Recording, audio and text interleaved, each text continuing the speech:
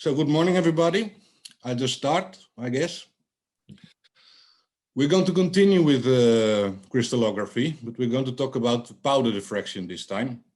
I am Jasper Plaisier. I am the responsible of the MCX beamline at Elettra, and we're doing basically powder diffraction. Now 45 minutes, which has become less because Annie talked a little bit too much. Oh. Now, it's very, very broad field. So 45 minutes is it's not possible to go into detail about anything.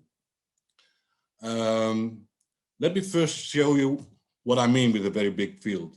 I mean, if we talk about powders, the first thing we have to talk about is what is a powder? For most people, I guess a powder is something like this. I don't know what kind of powder this is. It can be curry, I'm not sure. But this is what people think of when they think of powder. But when we talk about powder diffraction, for me, also an airplane is powder. Because if you zoom into the metal part of the airplane there and you zoom closer and closer, I don't know if you can see my cursor, but you can see that they're all small particles. And if you go into these small particles, they're basically like a single crystal. So for me, even an airplane is a powder. And there are a lot of different materials that for me are all powders. You can see some examples. So there's nanoparticles on the top, church windows, medicine, airplanes. There's many different types of powder, to put it like this. And so also there are many different applications of powder diffraction. And that's why this field is very broad and it's applied in all kinds of sciences. So let's go back to Annie's talk, actually, to the single crystal. Now, if we look at a single crystal, what we know is that it's a regular repetition of one unit cell. So you just need the unit cell to reconstruct the complete object, one single crystal. But not all solids are made this way. If you look here, the crystalline one is like a single crystal, but most materials, like the airplane, are polycrystalline. So they're all made up of small particles that are all small single crystals by themselves, but together they form a solid that's not a single crystal. And then there's also amorphous materials, like glass, where there's no long-range structure.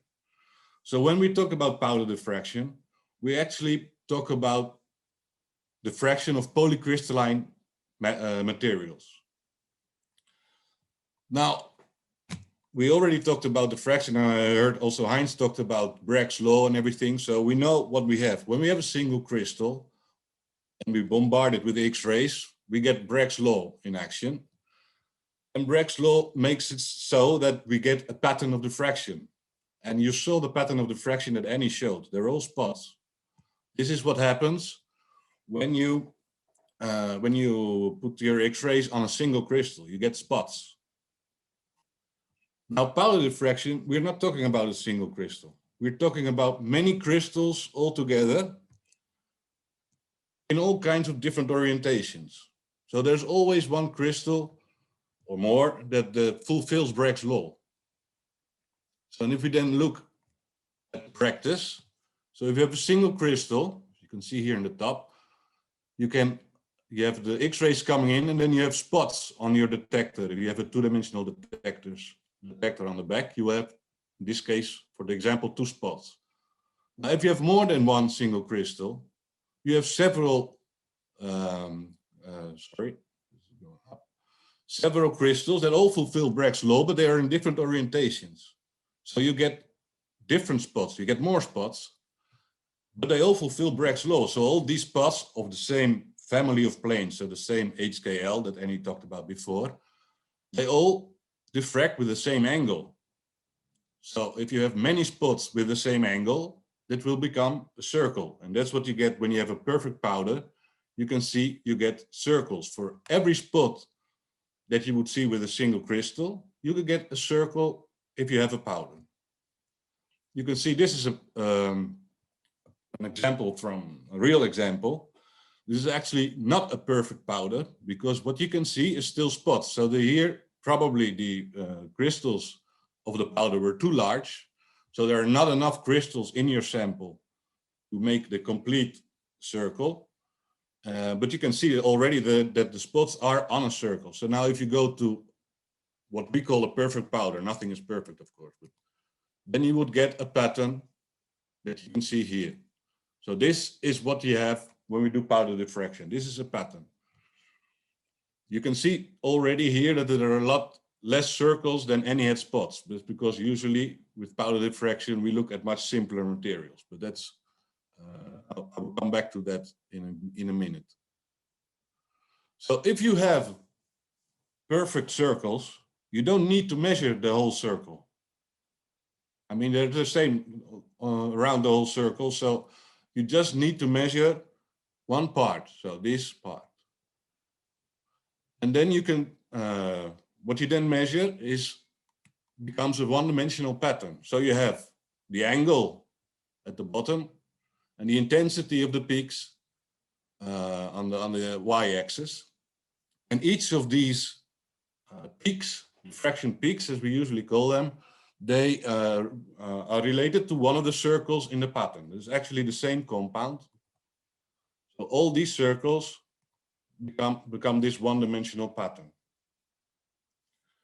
Now, you can already imagine that if you have all your three-dimensional information, because the structure is three-dimensional, projected into one dimension, you get your information very much compacted. And what you get is that when you get peaks that are very close to each other, you can see here on the left that together, these are the blue and the green one, but what you see in your pattern will be the red one or the pink one. You can still see on the left side that they are actually two peaks because the shape of the peak that you measure is asymmetric. But if you have your peaks even closer, like the one on the right, you cannot see anymore that there are two peaks there. And even if you know that there are two peaks, you don't know how much is the intensity of one and how much is the intensity of the other. So you lose a lot of information by looking at powders instead of single crystals. You can imagine that if every spot on a diffraction pattern, like any showed, becomes a circle, and so then you would have all this information overlapping. So we are usually not looking at proteins or macromolecular structures. We are looking usually at small molecules, organic or inorganic materials. Now, why would you want to do this in a synchrotron? Because it's, as I said before, it's a technique that's applied in many fields, and many laboratories have a powder diffraction diffractometer. Well, there are several reasons why to go to a synchrotron. One, of course, is you have a very high flux. You just get a lot better counting statistics. And that means that you can either measure lower amounts of materials, or you can measure faster. So if you can measure faster, for instance, you can follow phase transitions, chemical reactions, so you can see what's happening to your material while you're measuring. Another big advantage of going to a synchrotron is that the photon beam, so the X-rays, is very highly collimated. This results in the fact that you get very narrow diffraction peaks.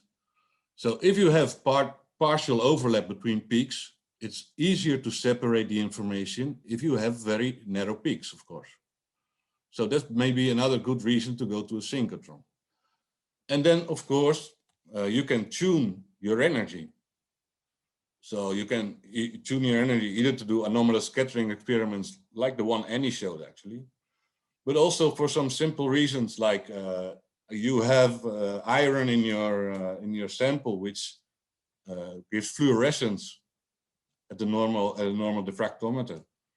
So you just move away from the absorption edge and you can lower your background this way. Also, if you have films, thin films, you can do depth analysis by varying the energy. because the higher the energy, the more you penetrate in your material. So these are some advantages of the synchrotron. So now we have powder diffraction and the synchrotron. Now, how do we actually measure the powder diffraction? Now, there are very many different ways. It's again the same question of the same thing. There are many different fields. There are many different kind of samples. So there are also many different ways to measure X-ray diffraction. I'm just going to show you one, because for reasons of time. And the one I'm going to show you is the one that's used most if we are actually looking at normal powder. So the powder that I showed in the first slide. And that would be, the setup would be like this. So we have the synchrotron radiation that's coming out of the synchrotron, out of the X-ray source in the synchrotron. We need to select one wavelength in order to work with Bragg's law. So we have a monochromator that selects the exact wavelength that we want. After this, we have a capillary, so that's just a glass tube that we put in the beam, and the powder in the tube will diffract, and we have a detector that scans all the angles to theta and measures the intensity of the diffracted X-rays. So this way we will then get a one-dimensional pattern. This is just very quickly to show how my beamline is made up. So this is the part before the experiment. And what we normally have is an X-ray source, which in the case of MCX is a bending magnet. And this bending magnet produces energy or X-rays in a range from 6 to 21 kiloelectron volt. Now these are the same X-ray energies that you use in a laboratory. Except there you have usually one choice. You either you have your machine working at 17, or you have your machine working at 8.5 angstrom, 1.5 angstrom, sorry. And that's it, you cannot choose. Here we can choose. So using the diffractometer, using the monochromator, we can choose which energy we want.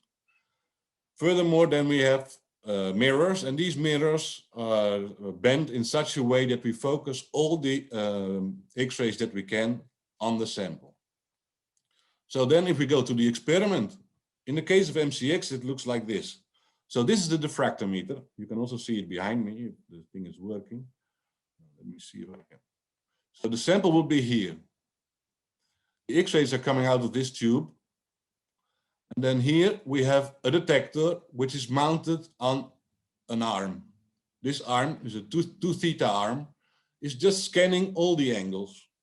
So it's just scanning from 0 to 180 degrees if you want. And measures the diffraction. So this is the way it's done now at MCX, at Elettra. But I already tell you it's going to change. Let's see some other synchrotrons. This is the ESRF. This is an old image, but I mean the idea is the same. So also here, I don't see my pointer. There it is.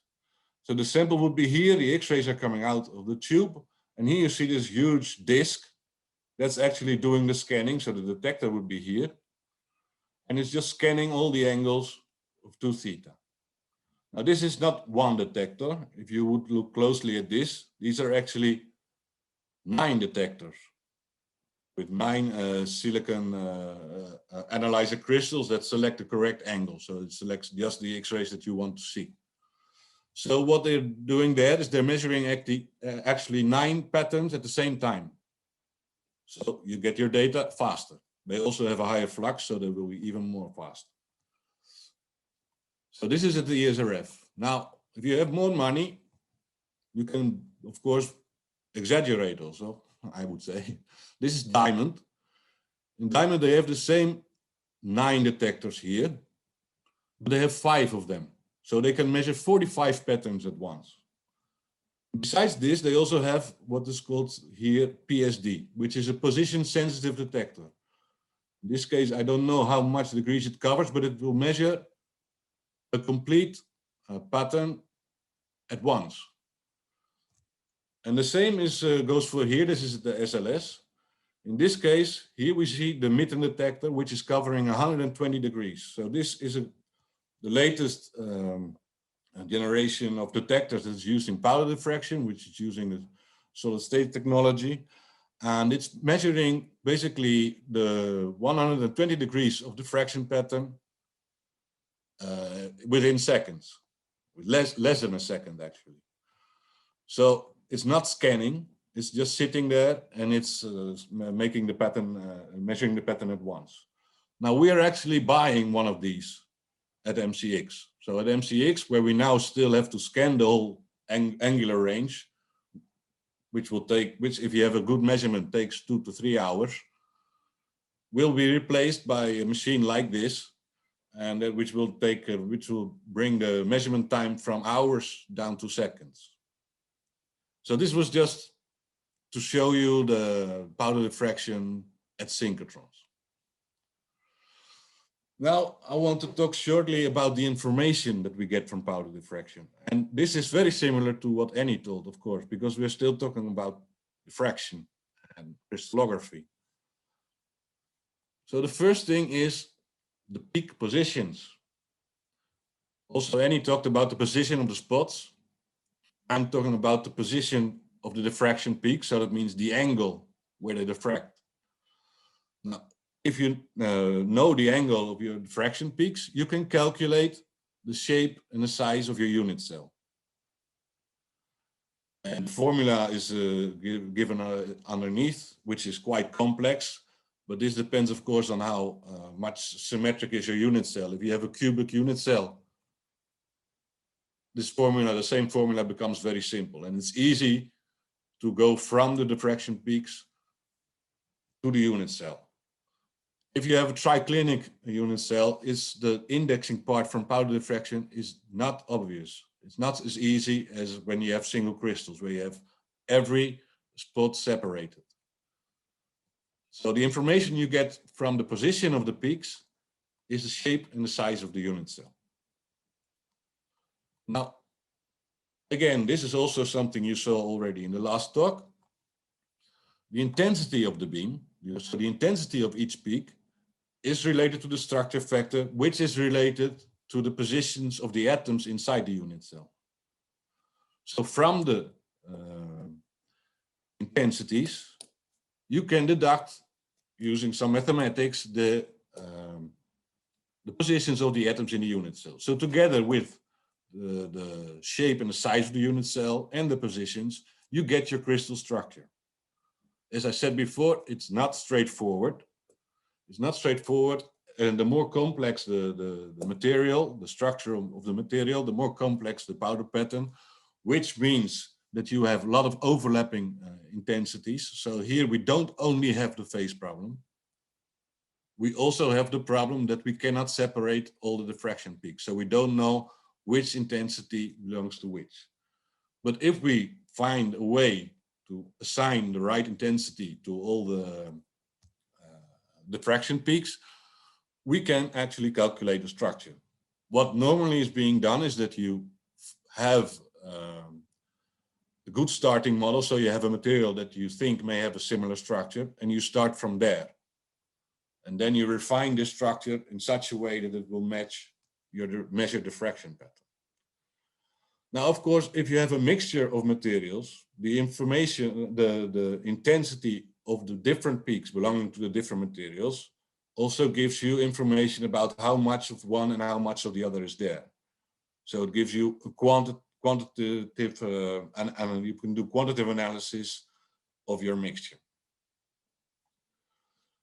Now, so these were position and intensity. But there's one more thing. There's also the shape of your peak. And this was already just from the beginning. I mean, in 1895, Röntgen discovered the X-rays. The first structure was in 1913, but also already in 1918, Paul Scherrer published a Scherrer formula. So these are all very old stuff, actually. They're very quick to discover this. Basically, what the Scherrer equation says is that the peak width, so how large your peak is, how broad your peak is inversely proportional to the nanocrystal size. So the smaller your powder particles, or actually I should say not particles, but your crystalline domains, The smaller they are, the larger the peak. And you can see that this is an old example also of silicon. So if you have bulk silicon, you will get sharp diffraction peaks. You actually get for each diffraction 2 peaks, because this is done at a laboratory instrument that has 2 wavelengths, alpha 1 and alpha 2. However, if you have nanocrystalline silicium, you can see that your peaks become very broad, and you cannot differentiate anymore between the 2 wavelengths that you actually have. So, but this is a clear example of how the size of your crystallites determines also the shape of your peak. And it's not only the size. I mean, the shape of your crystal is actually a convolution of many different effects. One is the effect of your source, of your instrument. I mean, your instrument does not, if you would have a perfect powder, your instrument does not give you peaks that are just aligned. They already have a shape, which is caused by the optics. But there are also other effects that have effect on your on the shape of your peak, like microstrain, phase boundaries, many different things. I cannot go into detail, of course. But one of the things that, if you want, I mean, these other factors are all part of your sample. The particle size and your errors in the faulting in your crystal structure are part of the sample. So what you want is to have a smallest possible contribution of your instrument if you want to look at, especially at these effects. And that's why you go to a synchrotron also. Because in synchrotron, as I said, with a very highly collimated X-ray beam and with a very good optics, can give you an extremely small, narrow peak. And so the contribution of your instruments becomes much smaller, and you can address your sample's characteristics that contribute to your peak shape. So these are, was very quickly powder diffraction. Now, as I said, there are many different powder applications of powder diffraction. I actually have filled this, the rest of this presentation with examples, which we are not going to be able to do for sure. I don't know how much time I still have. Okay, still a quarter of an hour. But there are, for sure, we will see some applications. I just listed here applications of X-ray powder diffraction. Phase identification. I'm going to show, the first example I'm going to show is about this. So basically what you have is you have an object which has different materials, but you don't know which one. As the powder pattern is related to the crystal structure, and as each material has its own crystal structure, each material has its own powder diffraction pattern. And that basically means that your powder diffraction pattern becomes a fingerprint. So you just measure the powder diffraction of your sample, of your object, and then you go to a database to look for all known materials, for all known powder diffraction patterns. So that's maybe the most used application. Another one that's very often used is the crystal structure determination, but I already told you about this. So you can either go from nothing to a solution, which means up initial solution, or you can refine a model that you either got by up initial solution, or you can take some known material that you use as a starting material. Another example I already told you is quantitative phase analysis. So you have a mixture and you don't know how much of these different compounds are there. You can do PDF analysis, but this is going to go too far, so I'm not going to talk about this. You can do crystalline domain size and shape and lattice effect analysis. You can determine preferred orientation. You can do residual stress analysis, much more. So let me start with one example. So this is one example. This is something we did for users that we got at the Beamline at MCX. And this is a church window in Venice, of a church in Venice. Now these church windows had the largest stained glasses that were put there at the end of the 15th century. And these these glasses, they had this grisaille type of decoration. And basically what this means is that there is a layer of low melting glass mixed with pigments and some paint medium, which is painted on top of the normal glass. Then this is heated slightly, so this low melting glass melts and it forms this layer that attacks to the normal glass. And inside this layer, so you have this low melting glass, which is usually lead, rich of lead, and different pigments inside. Now, of course, if it's been there from the 15th century, then there's going to be a lot of deterioration. There's going to be the environment that's acting on the glass is going to alter this material. And so what this user wanted was to see what's happening to what happened to these materials. And in this way, they can either protect or maybe restore also these materials. So this type of decoration, as you can see here, is dark. So this is dark, and all the light spots here, the light film that you can see here, is actually was not there in the beginning. So this is a deterioration product of the pigments or of the glass. So they wanted to find out what was there. So they took several of these fragments. They came to the beamline, they put it in the beam, and we measured the diffraction pattern. And the diffraction pattern looks like this. Now this looks a lot worse than the other diffraction pattern I showed you before, which was of a standard powder. But of course here we are talking about a real sample. So a real sample which has very little crystalline material on top, probably. Anyway, the top layer is full of lead, so it's also absorbing a lot of X-rays. And so you get a very low count with respect to the background. But this is at the synchrotron. So this, if you would do this at your home lab, you would see nothing.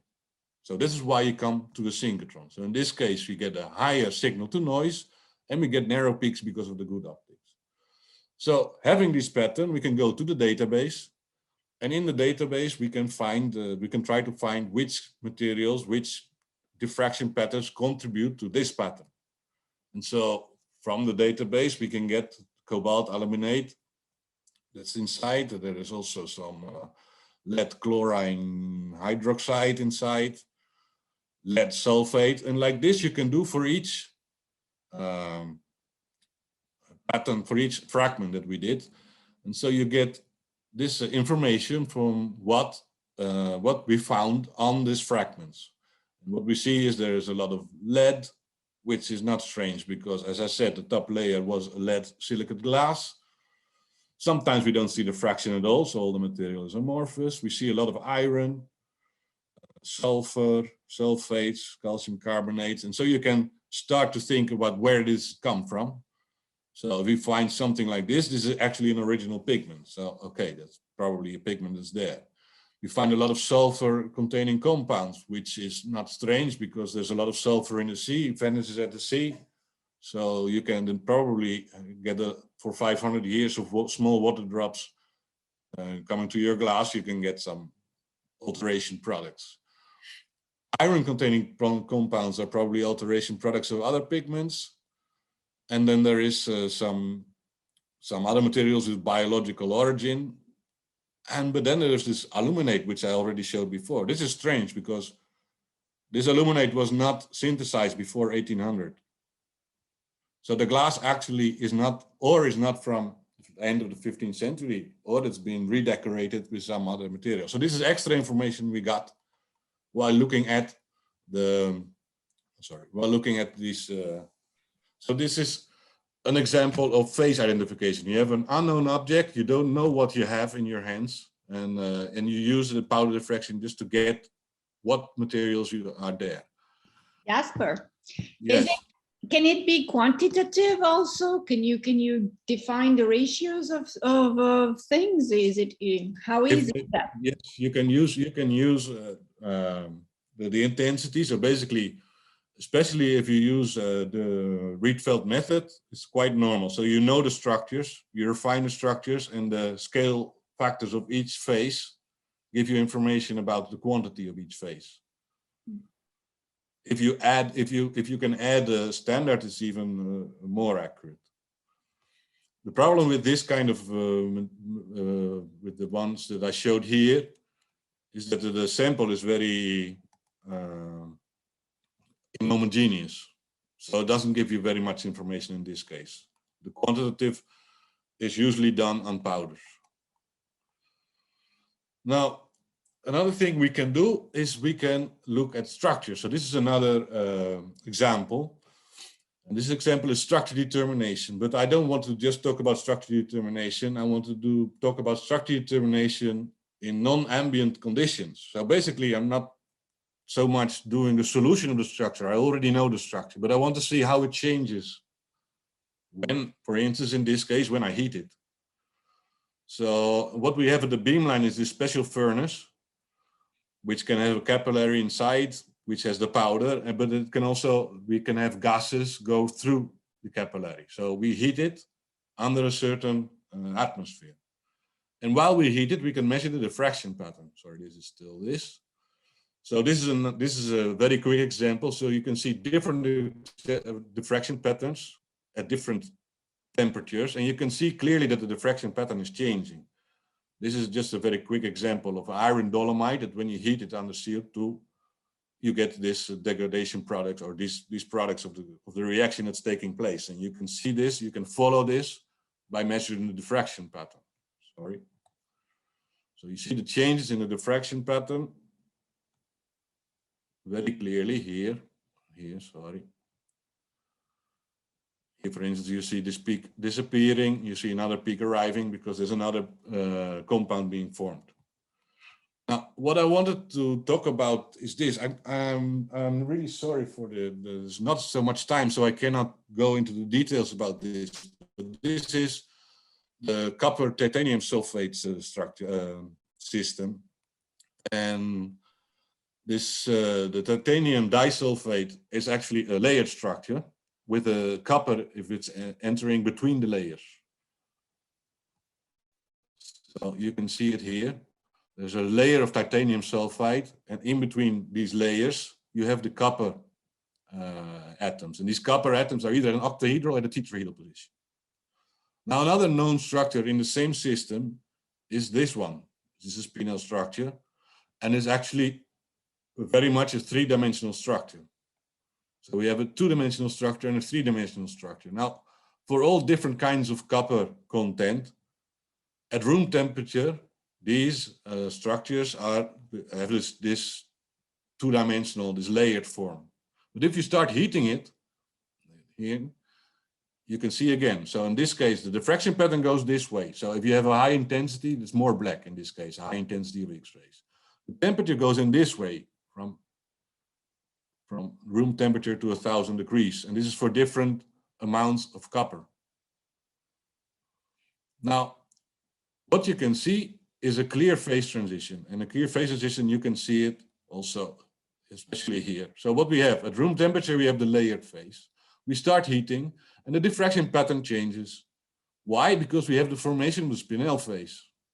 So we get from the 2D, we go to the 3D structure. We heat further, and it starts disappearing again. And what's strange is that the layered phase is coming back. Now this is very strange because normally if you have a phase transition and you start heating, okay, you start heating, but if you continue heating, it doesn't go back to the one that was stable at room temperature. In this case, yes. Why? Because the copper is in a different position between the layers. So it's actually a different phase, but it gives the same diffraction pattern. But this is just a way to follow this kind of structural transformation in temperature using powder diffraction. So I'm not going to go into the details because there's no time. Anyway, there are many examples in this presentation, and I'm sure you can have this presentation at the end. And so you can have take some time to look actually at the things that are written. But I have to go a bit quicker now to just to show you the different applications. And there we go. Another very much used now technique, or no, the technique is powder diffraction, but the subject is batteries.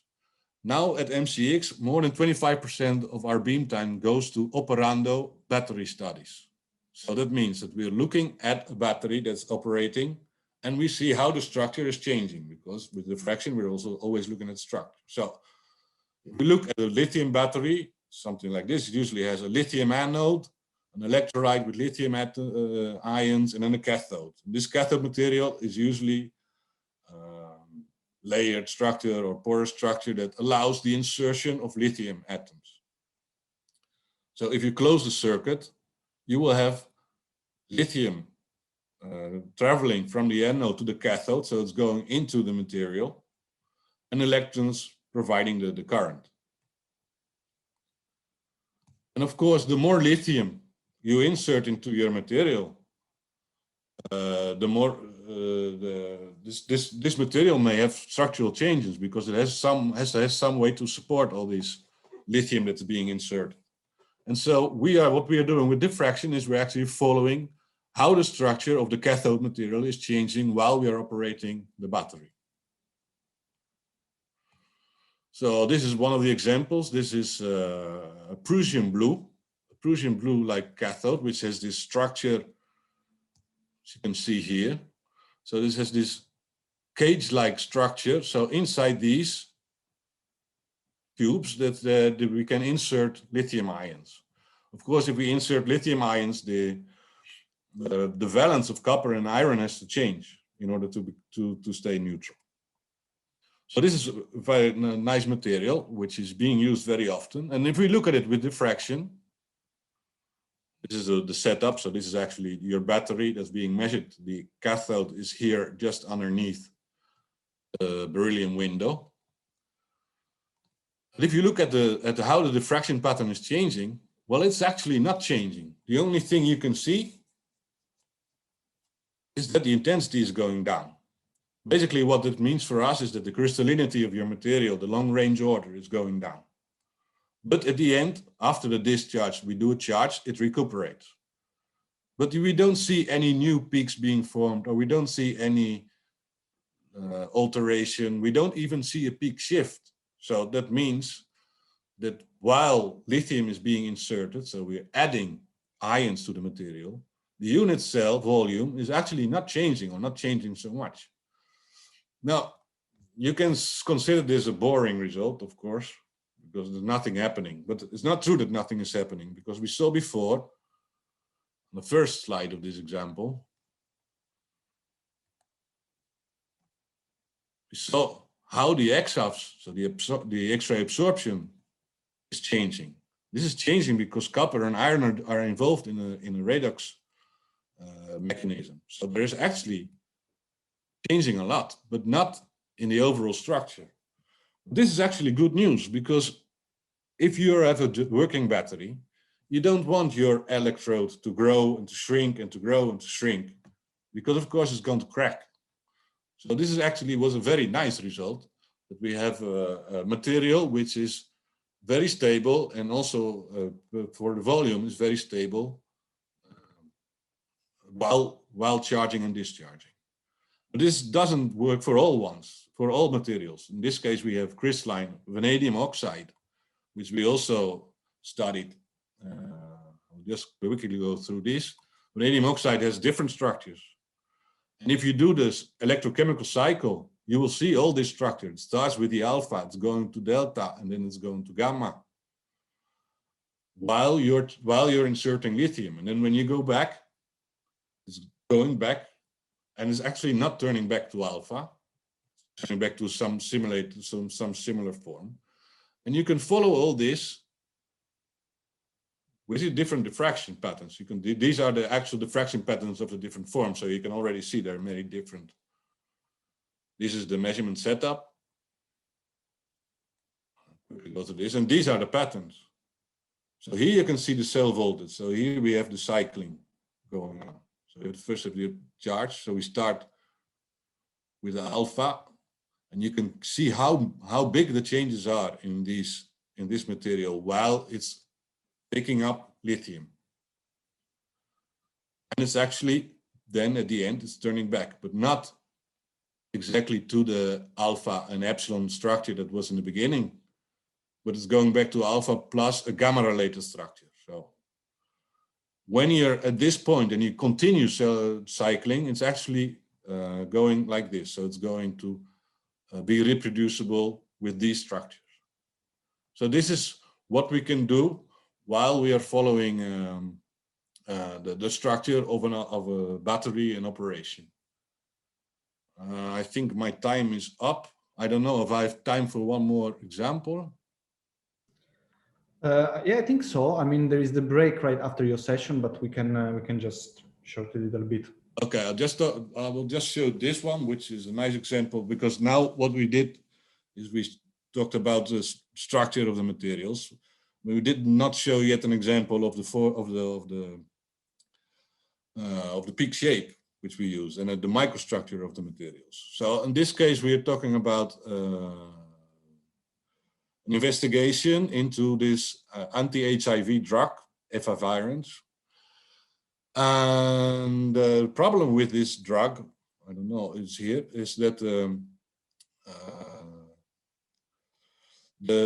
I'll go to the next one. The problem with the drug is that the production of the drug not always gave the same result in the bioavailability, so the working of the drug. So they had to find out what is the difference between one sample and another sample prepared at the same plants, but one is actually giving a good effect on the patient and the other one is not. And what they saw is that actually the dissolution of the efficiency of these different batches was different. So they tried all kinds of things. They tried NMR, ER to see the difference, but they were all the same. There was no change from one batch to the other. So they looked at what they normally do in medicine, preparing pharmaceuticals, is they look at the particle size. So what they look at the particle size is that they are using laser diffraction and they see how large the particle is, but they found no correlation between the dissolution efficiency and the particle size, because the number 5 in this case, the red one, is the batch that's not working, and number 1 is the one that is working. There's no clear, they have the same particle size, but you see that the dissolution efficiency is very different. Now, when you talk about particle size with the laser diffraction, you're actually normally looking at particles like this, which are agglomerates of crystalline domains. So actually your crystalline domain is smaller than the particle. So one particle is built of several crystalline domains that have different orientations. Now, when you do X-ray diffraction, powder diffraction, and you look at your peak shape, you're actually looking at how large are your crystalline domains, not how large are your agglomerates, your particles, as you see them under a microscope, but how large are your crystalline domains. So they did this for this sample, and then they found that the crystalline domain sizes were very much correlated to the bioavailability of the samples. So the sample that was bioavailable, so the one that was working, actually had very much smaller crystalline domain sizes than the one that was not. So that's just an example of how the powder diffraction can help in a completely different field by looking at the crystal shape. So I still have more examples, but I'm going to stop because I think you all need a break. If there are any questions,